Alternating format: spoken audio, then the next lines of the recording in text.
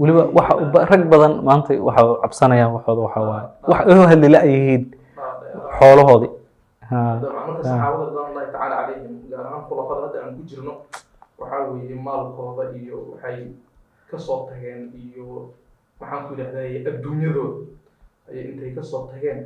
bay waxay doorteen ilaahay subxaanahu wa ta'ala markaas ilaahay adduunyadii iyo aakhirada isugu daray ma khasaaray marna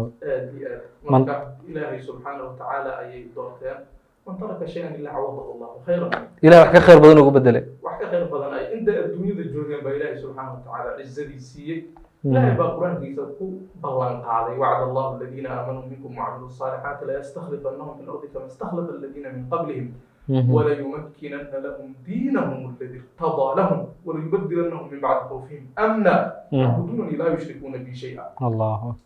وهكذا مرك لا يستخلفنهم في الارض روح يا خليفه ربنا يرجعك لو قلنا لو كما استخلف الذين من قبل لكن واغورمه